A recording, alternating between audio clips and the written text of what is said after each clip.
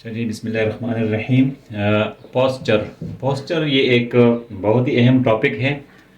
और पोस्चर जो है ये आपके काइनेजियोलॉजी में और बायोमैकेनिक्स के कोर्स में पोस्चर शामिल होता है। पोस्चर क्या चीज़ है, पोस्चर के बारे में जनरल जो हमारी पॉपुलेशन है वो भी जानना चाहेगी। और जो हमारे फिजियोथेरेपी या मेडिकल के स्टूडेंट्स हैं, नर्सिंग के स्टूडेंट्स हैं, उनके लिए भी पोस्चर की बड़ी अहमियत होती है। ठीक, तो पोस्चर की एक सिंगल लाइन डिफिनीशन है, the attitude assumed by the body. Attitude assumed by the body, body हमारी जो है वो जिस एटीट्यूड को इख्तियार करती है उसको हम कहते हैं पोस्चर। अच्छा, इसकी कंप्लीट डेफिनेशन ही मैं आपको सुना देता हूँ कि posture is the attitude assumed by the body either with support during muscular inactivity or by means of the coordinated action of many muscles working to maintain stability or to form an essential basis which is being adopted constantly to the movement which is superimposed upon it। यानी body के ऊपर या तो वो बिल्कुल resting condition में जो इसके डिमांड्स होते हैं, बॉडी के ऊपर जो भी डिमांड्स आते हैं, ठीक, या बॉडी अगर मूवमेंट की हालत, एक्टिव हालत में होती है तो उसके ऊपर जो डिमांड्स होते हैं तो उसके लिए बॉडी एक पोजीशन अडॉप्ट करती है। ठीक, this is a position, body एक पोजीशन अडॉप्ट करती है, बॉडी एक पोस्चर अडॉप्ट करती है, इसको कहते हैं पोस्चर। ठीक, इसमें आपके कई मसल्स, कई कोऑर्डिनेटिंग सिस्टम इसमें इन्वॉल्व होते हैं, जो कि अभी हम थोड़ी डिटेल में इसको जो है ज़रा सा एलोबोरेट करेंगे। ठीक, पोस्चर्स की मेन दो किस्में हैं, एक है आपका इनएक्टिव पोस्चर और एक है आपका एक्टिव पोस्चर। पोस्चर तो समझ में आ गया ना, attitude assumed bye the body either inactive or in active position, due to the demands made by it and the stability provided by the coordinated action of many muscles। ठीक है, अब इसमें यहाँ पे जो आप इस तरह इसकी मजीद डिटेल पढ़ोगे तो डिफिनीशन आपको समझ में आ जाएगा। This is a 4 lines definition and not very easy to be understood, but simply यहाँ पे याद करें, the attitude assumed by the body, body का एक एटीट्यूड है। इनएक्टिव पोस्चर क्या है, वो पोस्चर जो हम रेस्ट या स्लीप में अडॉप्ट करते हैं। यानी जब आप आराम कर रहे होते हैं तो वहां पर आपको क्या करना होता है, आपका सिर्फ दो सिस्टम चल रहे होते हैं, सर्कुलेशन सिस्टम और रिस्पायरेटरी सिस्टम। ये दो सिस्टम्स आपके वर्क कर रहे होते हैं, बाकी आपकी बॉडी के ऊपर कोई डिमांड नहीं होता। जब आप लेटे हैं, रेस्ट कर रहे हैं या आप सो रहे हैं तो आपके सिर्फ ये दो सिस्टम्स होते हैं जो एक्टिव होते हैं, और बाकी बॉडी जो है वो आपकी रेस्टिंग कंडीशन में होती है, वो रिलैक्स होती है। ठीक, तो कोई बॉडी के ऊपर कोई डिमांड नहीं होता, इसलिए इसको कहते हैं इनएक्टिव पोस्चर। अभी आपका पोस्चर एक्टिव नहीं है। इसके बाद जो पोस्चर है वो एक्टिव पोस्चर है। इसके अलावा यानी रेस्ट और स्लीप के अलावा जो हमारा पोस्चर है वो है एक्टिव पोस्चर। एक्टिव पोस्चर क्या है, an integrated action of many muscles. Active posture ये है कि जब हमारे कई मसल्स काम कर रहे होते हैं, ठीक, कई बॉडी पार्ट्स इसमें काम कर रहे होते हैं, मसल्स एक्टिव हो जाते हैं तो उसको कहते हैं एक्टिव पोस्चर। अब एक्टिव पोस्चर्स की बजाते खुद दो किस्में हैं, एक है स्टैटिक पोस्चर, एक है डायनामिक पोस्चर। स्टैटिक पोस्चर्स कब होती है, जब हम मूवमेंट नहीं कर रहे होते, यानी हम स्टिल होते हैं, हम कांस्टेंट होते हैं, हम हिल नहीं रहे होते, तो वो दो पोजीशन है, sitting posture and standing posture. यहाँ पर आपके जिस्म्स के ऊपर जो डिमांड होता है वो सिर्फ आपके ऊपर ग्रेविटी का डिमांड होता है, और आपकी बॉडी जिस्म जो है वो सिर्फ ग्रेविटी का डिमांड पूरा कर रहा होता है। यानी ग्रेविटी मसल्स आपके एक्टिव होते हैं कि आपको उस पोजीशन में होल्ड करे। ठीक, मैं बैठा हूँ, कोई इंसान बैठता है, सिटिंग पोजीशन में है, तो उसके मसल्स वर्क कर रहे होते हैं।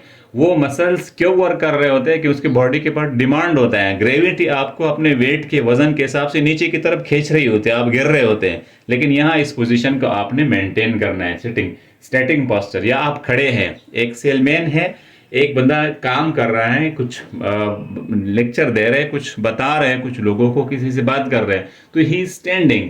जब वो स्टैंडिंग है तो उसकी बॉडी के कुछ मसल्स जो है वो एक्टिव होते हैं ताकि इस डिमांड को पूरा करे।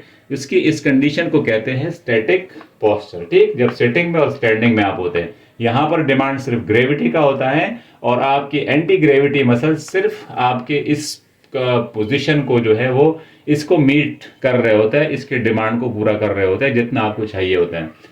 दूसरा पोस्चर आपका है डायनामिक पोस्चर। डायनामिक पोस्चर जब होता है जब वॉक और रन आप कर रहे होते हैं। यहाँ पर क्या होता है यहाँ पर आप पोजीशंस को बार बार चेंज कर रहे होते हैं, आपका पोजीशन बॉडी का हर वक्त चेंज हो रहा होता है।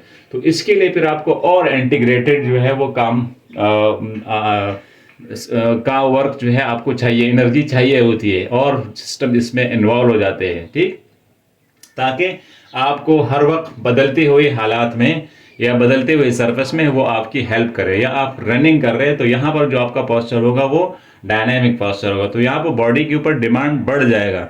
हम जो कि अपनी ज़िंदगी में बचपन से ये चीज़ें ये काम कर रहे होते तो हमारा जिस्म इसको बात को सीख जाता है।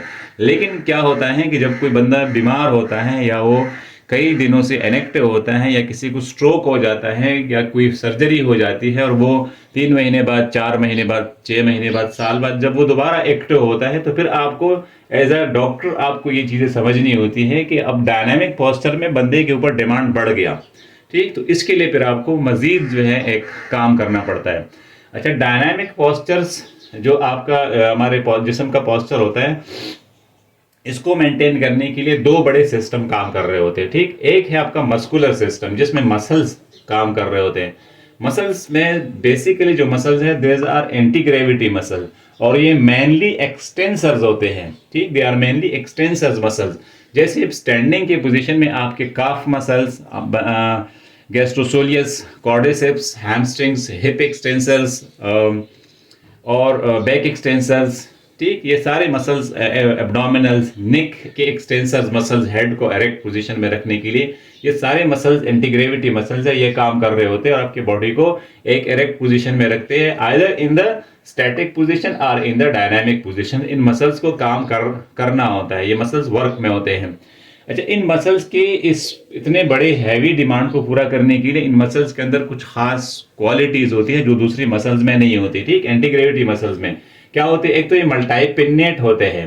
मल्टीपिन्नेट जो फेन शेप मसल होते हैं, जिसके कई फेन्स होते हैं, जिसकी कई जो है वो बड़े मसल्स होते हैं। मल्टी जैसे डेल्टॉइड बड़ा मसल है, मल्टीपिन्नेट मसल है। तो सेम एक होता है आपका यूनिपिन्नेट जो छोटे मसल्स होते हैं, मल्टीपिन्नेट बड़े मसल्स होते हैं जिसके अंदर कई फेदर्स, कई जो है फेन्स होते हैं, कई उसकी जो है वो पर्स होते हैं, मतलब पिन्नेट यहाँ पे पर के लिए कहा गया है, तो बड़े मसल्स होते हैं, इसलिए इसको मल्टीपिन्नेट कहा गया। अच्छा, इस मसल के क्वालिटी की हाई स्पीड वर्क के डिमांड को पूरा कर सकते हैं और ये बड़े वाइड रेंज में काम कर रहे होते हैं, छोटे रेंज में काम नहीं कर रहे होते, इनको ये बड़े डिमांड को पूरा करते हैं। इन मसल्स के फाइबर ज़्यादातर रेड फाइबर्स होती है जिसमें कंट्रैक्शन सस्टेन होता है, ठीक। अब मुस्तकिल कंट्रैक्शन, आप बड़ा कंट्रैक्शन पैदा कर सकते हैं अपने डेल्टॉइड में, बाइसेप्स में, या आपकी जो लेग के मसल्स होते हैं, और ये तकते जल्दी नहीं है विदाउट फटीग। छोटे मसल जो होते हैं वो जल्दी थक जाते हैं। जो यूनिपिन्नेट और बाईपिन्नेट मसल्स होते हैं, they will fatigue easily, but the multipinnate muscles they will not fatigue easily and they have the ability to have a sustained contraction in them।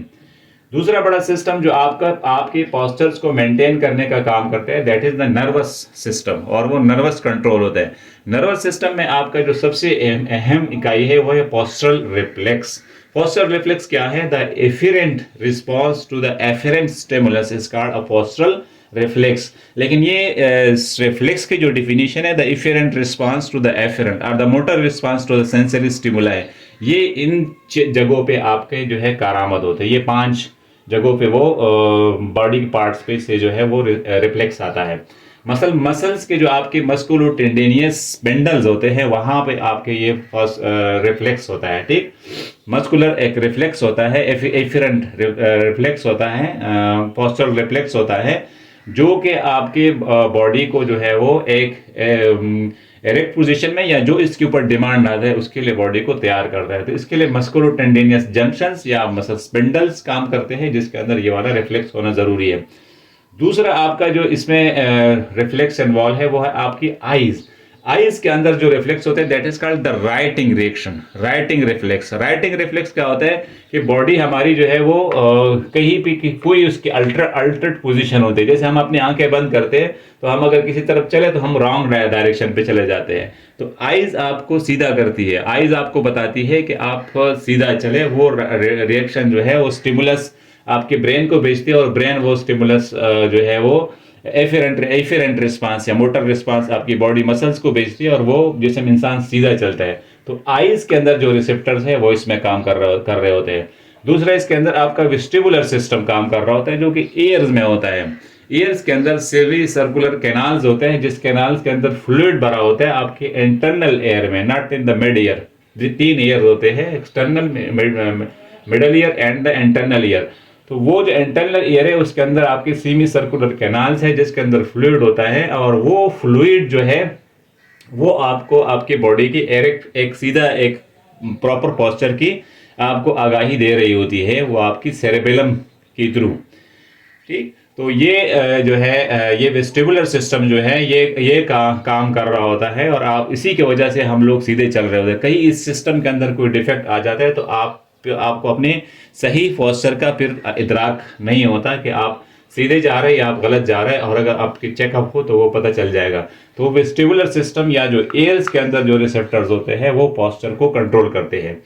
Joints के अंदर मैकेनो रिसेप्टर्स होते हैं, और साथ में इसके अंदर प्रोप्रियोसेप्टर्स होते हैं। प्रोप्रियोसेप्टर्स क्या है? वो जॉइंट के रिसेप्टर्स जो है वो उसको वहाँ से स्टिमुलस जाता है ब्रेन में, और ब्रेन से फिर मसल्स के अंदर जो है एक रिस्पांस आता है, या जॉइंट्स में रिस्पांस आता है, तो आपके जॉइंट्स एक करेक्ट पोजीशन पे जो है वर्क कर रहे होते हैं।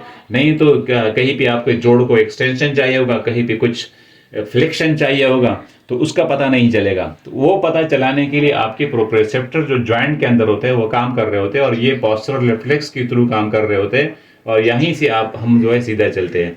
आखिर में जो ज़रूरी है वो जो रिफ्लेक्स ज़रूरी है वो स्किन के अंदर होता है, स्किन सेंसेशन। खासकर जो सोल्स के अंदर जो आपके सेंसरी स्टिमुलाई होते हैं, या सेंसरी सेंसेशन या सेंसर सेंस करने की जो एबिलिटी है सोल के अंदर, स्किन में, वो आपको एक सीधी पोजीशन में और एक रिक्वायर्ड और एक मुनासिब पोजीशन में रखती है। अगर स्किन का आपकी सेंसेशन डिमिनिश्ड हो जाए या आपको एस्थीजिया हो जाए, तो तब भी हम जो है वो अपनी बॉडी की प्रॉपर पोजीशन को मेंटेन नहीं कर सकेंगे। तो ये चीज़ें थी, ये दो ज़रूरी, मस्कुलर कंट्रोल और नर्वस कंट्रोल। नर्वस में आपकी मसल्स, आई, ईयर, जॉइंट्स, स्किन, ये हमें एक प्रॉपर पोस्चर्स जो है ये चीज़ें प्रोवाइड करते हैं। पोस्चर में आगे हम चल के पढ़ेंगे good posture and bad posture. तो गुड पोस्चर क्या होता है और बैड पोस्चर क्या होता है, और इसके बॉडी के ऊपर जो है क्या कौन सा डिमांड है कि बॉडी जो है वो पूरा करती है, या बॉडी को कौन से सहूलतें प्रोवाइडेड है कि वो एक गुड पोस्चर में है, और बैड पोस्चर जो है वो कब होती है। तो अगला लेक्चर हमारा होगा गुड पोस्चर का, बैड पोस्चर का। वीडियो अच्छी लगी तो लाइक करें, सब्सक्राइब करें, समझ में ना आए तो बार बार देख लें, कमेंट करें। इससे अच्छा अगर आपको चाहिए कंटेंट तो आप मुझे बताएं, मैं उसकी कोशिश करूँगा। डॉक्टर मोहम्मद तारिक, फिजियोथेरेपिस्ट को इजाज़त दीजिए। अल्लाह हाफ़िज़।